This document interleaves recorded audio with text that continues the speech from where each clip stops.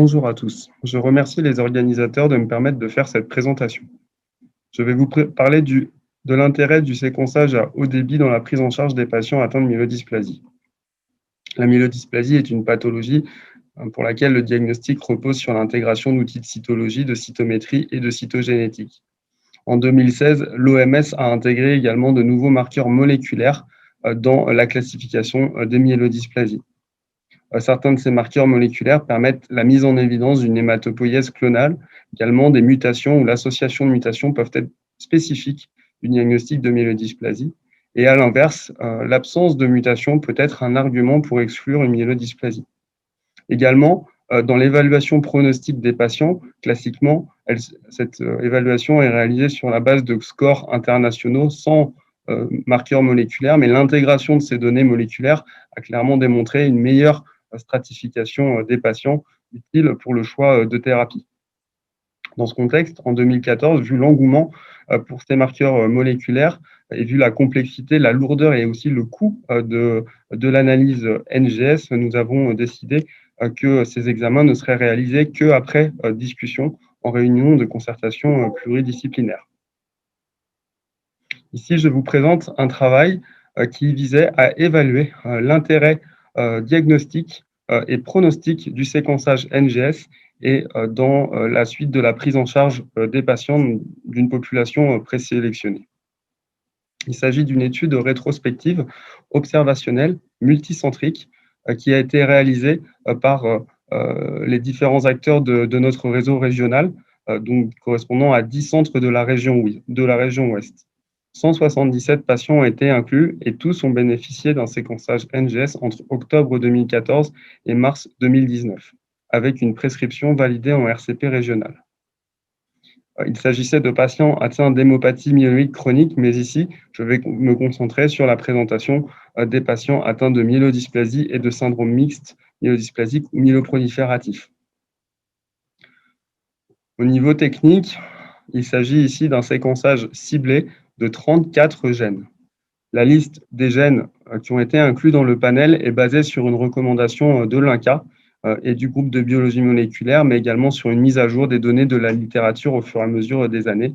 Et elle vise principalement des cibles de la myélodysplasie, des syndromes mixtes myélodysplasiques myéloprolifératifs, et également des cibles pronostiques de ces deux entités. La technologie, il s'agit d'un séquençage alloplex sur automate Illumina MySeq, et l'analyse bioinformatique a été réalisée avec un pipeline maison nantais. L'interprétation des données a été réalisée sur la base des données publiques, des bases de données publiques et également d'outils d'analyse in silico. Donc, pour réaliser cette étude, nous avons séparé les patients en deux groupes distincts. Un groupe A, pour lequel il y avait un séquençage à visée diagnostique. L'objectif était de confirmer ou d'exclure un diagnostic selon la présence ou l'absence d'une mutation somatique. Il y avait des cas de cytopénie idiopathique de signification indéterminée avec signe de dysplasie. Dans ce cas de figure, en présence d'une mutation, cela nous a permis de conclure à une vraie myélodysplasie. En présence de icus sans signe de dysplasie, la présence d'une mutation permet alors de porter le diagnostic de cytopénie clonale de signification indéterminée. Et en l'absence de mutation, à ce moment-là, potentiellement d'exclure le diagnostic de myélodysplasie. Dans les cas de suspicion de leucémie myélomonocytaire chronique, la présence d'une mutation permet alors de confirmer le diagnostic de LMMC. Un second groupe, avec une évaluation à visée pronostique et donc avec un objectif de thérapeutique. Ici, il s'agissait uniquement de patients atteints de réelle myélodysplasie ou syndrome mixte, avec un diagnostic posé selon l'OMS 2016. Ces patients ont eu une évaluation selon le score pronostic standard, IPSS-R ou CPSS, et donc nous avons évalué les marqueurs moléculaires pronostiques spécifiques de la myélodysplasie ou de syndrome mixte hors LMMC, c'est-à-dire les mutations de P53, EZH2, ETV6, RUNX1 et ASXL1.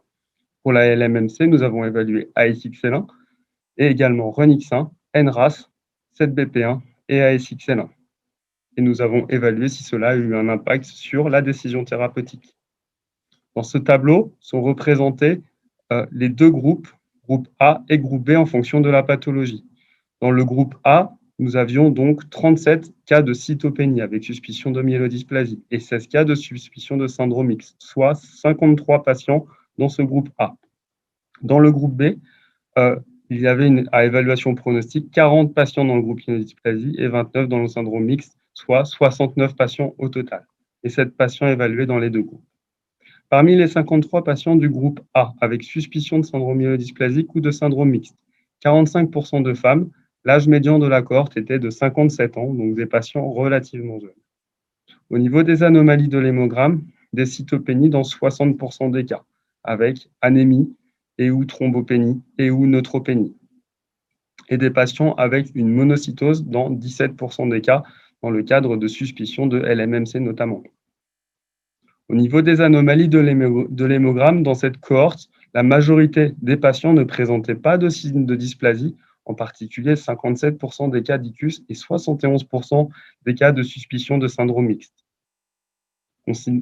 Au niveau des anomalies cytogénétiques, 85% de karyotypes normaux et 13% de patients avec des anomalies non spécifiques, type del-vaincu ou perte du Y. Sur la droite, la figure représente le paysage mutationnel de cette cohorte du groupe A. Vous voyez que 34% des patients présentaient au moins une mutation somatique. Sur le panel de 34 gènes, 16 gènes étaient mutés au moins une fois chez au moins un patient, donc soit 47% du panel, avec une charge allélique médiane de 26%. Les gènes les plus fréquemment mutés étaient TET2, ASXL1 et DNMT3A. Nous avons bien sûr observé une corrélation entre la présence d'une mutation et l'âge plus âgé. En revanche, nous n'avons pas observé de corrélation entre la présence d'une mutation somatique et la présence d'une dysplasie ou d'une anomalie cytogénétique non spécifique. L'impact des mutations détectées par séquençage dans ce groupe A. Donc, dans ce tableau, dans la première colonne, apparaissent les patients pour lesquels nous avons trouvé une mutation et mis en évidence une hématopoïèse clonale. Donc 8 cas de sécus, 3 cas pour lesquels nous avons du coup pu poser un diagnostic de myélodysplasie sur le 16 cas d'icus avec dysplasie. Et enfin, 7 patients pour lesquels a pu être confirmé le diagnostic de LMMC, soit 18 patients pour lesquels un diagnostic a ensuite été posé. Parmi les cas pour lesquels nous n'avons pas trouvé de mutation, 33 patients pour lesquels le diagnostic a définitivement été exclu. Et 2 autres patients pour lesquels le diagnostic d'hémopathie a finalement été conservé sur d'autres éléments clinico-biologiques. Donc, en conclusion, sur cette série, le diagnostic de myélodysplasie ou de syndrome mixte a finalement été retenu dans 23% des cas, avec un diagnostic de sécus dans 15% des cas, et une exclusion du diagnostic chez 62% des patients de cette série.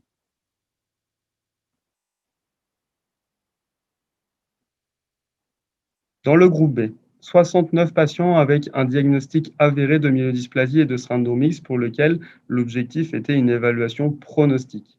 Dans ce groupe, 39% de femmes et l'âge médian de la cohorte, 63 ans. Dans ce tableau sont représentées les pathologies étudiées dans ce groupe-là. 58% de cas de myélodysplasie pour lequel vous observez que la majorité des patients ne présentaient pas d'excès de blast. Au niveau des syndromes mixtes, 29 patients, dont 18 cas de LMMC. L'évaluation selon les scores pronostiques internationaux retrouvait une majorité de patients avec un faible risque pronostique pour lesquels, évidemment, il y a un intérêt à aller rechercher une anomalie de haut risque. Voici la représentation du paysage mutationnel de cette cohorte B.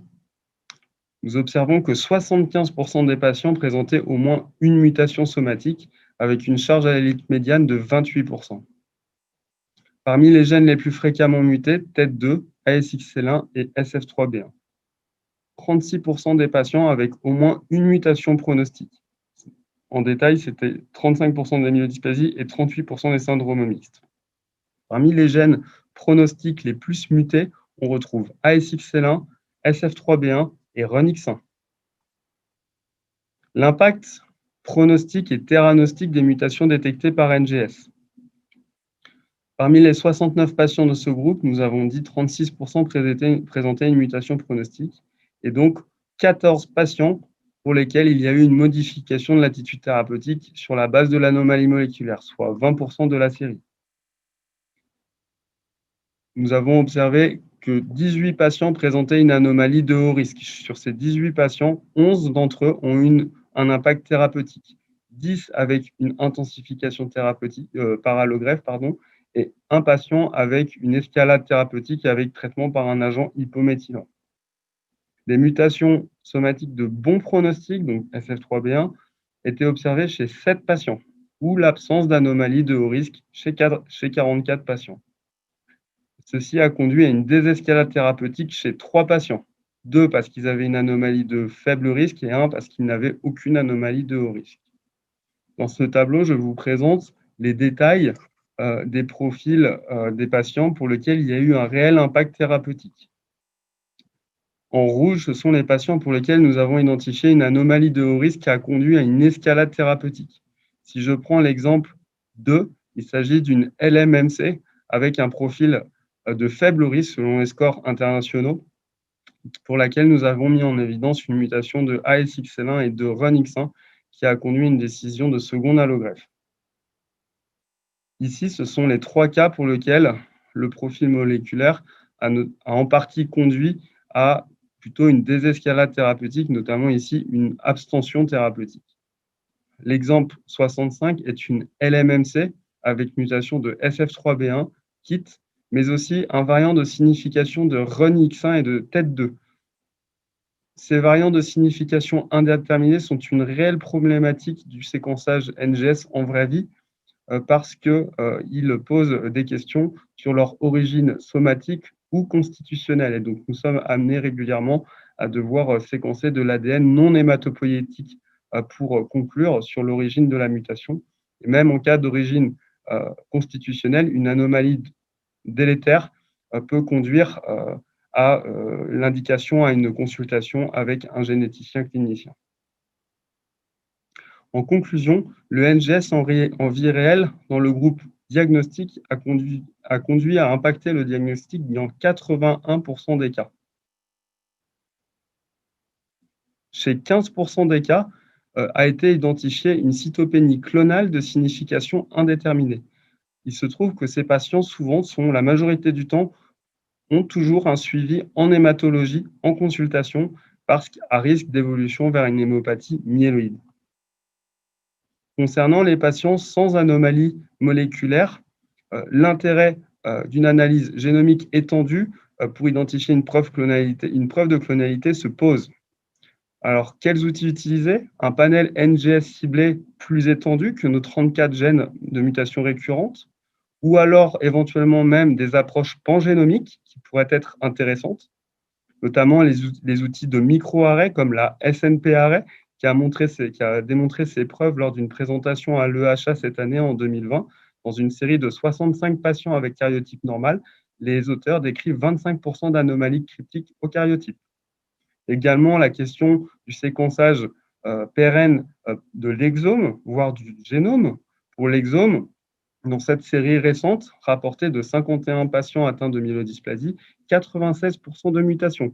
Donc, un outil qui pourrait être intéressant. Le positionnement du génome entier est plus encore moins connu, peu d'études. Les myélodysplasies, pourrait-elle devenir une future préindication des plateformes nationales Sequoia ou Aragen? C'est une question. Également, des outils d'analyse de longs fragments qui pourraient être intéressants pour identifier des anomalies de structure, avec notamment de nouvelles technologies émergentes qui pourraient être intéressantes pour améliorer le diagnostic. Au niveau de l'évaluation pronostique, en conclusion, nous avons identifié un profil qui a eu un impact sur la décision thérapeutique dans 20% des cas. Quelle a été l'évolution de ces 20% de patients suite à la décision thérapeutique? Ici, voici l'évolution des patients nantais. Les patients des autres villes, l'évaluation est en cours. Donc, sur 2 cas d'abstention thérapeutique, actuellement, il n'y a pas d'évolution hématologique de ces 2 patients. Pour 5 autres patients, l'escalade thérapeutique a conduit à l'allogreffe. Chez ces 5 cas, 3 sont en rémission et 2 sont décédés suite aux complications de l'allogreffe. Vous trouverez l'ensemble des résultats que je viens de vous présenter dans une publication réalisée dans Hematologica de notre groupe coopérateur, enfin de notre groupe régional, au mois d'avril de cette année. D'autres bénéfices du séquençage NGS dans la myélodysplasie. Il s'agit évidemment de la recherche de cibles thérapeutiques multiplexées par l'approche NGS et avec une haute sensibilité. Ceci est clairement une nouvelle indication du séquençage, vu la multiplication des cibles thérapeutiques disponibles, notamment les anti-IDH1 ou anti-P53 qui commencent à arriver. Également, une autre indication du séquençage, c'est le suivi de patients et de la réponse thérapeutique. Nous avons à Nantes notamment montré l'intérêt du suivi de P53 en NGS pour mesurer l'émergence de mutations sous-clonales de P53 dans le cadre des myélodysplasies avec des lésions 5Q isolées traitées par l'énalidomide. À l'échelle nationale, également, un travail est en cours visant à évaluer l'intérêt du NGS en vie réelle. C'est une étude du groupe de biologie moléculaire des hémopathies malignes, conduit par les professeurs Claude Prodhomme et Elisabeth McIntyre, qui est une étude médico-économique euh, évaluant l'intérêt de cet outil. L'objectif est d'évaluer le coût de ces actes, mais également de produire un guide de juste prescription de ces examens à destinée des cliniciens. Et également, un objectif secondaire, c'était aussi de mesurer l'impact de ces outils dans la prise en charge des patients. Je vous présente les résultats préliminaires. L'objectif est d'inclure 4000 patients. Lors de la SFH cette année, ont été présentés les résultats préliminaires sur environ 3000 patients inclus déjà. Ici, vous voyez la répartition des différentes pathologies analysées par séquençage NGS dans les différents centres français. 18% des patients présentent un syndrome myélodysplasique, donc soit environ 600 patients, ce qui permettra d'étudier finement l'impact du NGS dans cette pathologie-là, avec 59% de patients qui présentent une anomalie significative ou pathogène. Je vous remercie. Je remercie évidemment les membres de mon groupe réseau national, notamment le docteur Sophie Ventingham, Pierre Péterlin, Christine Ménet et Sylvain Thépeau, et évidemment le groupe de biologie moléculaire des hémopathies malignes. Je vous remercie pour votre attention.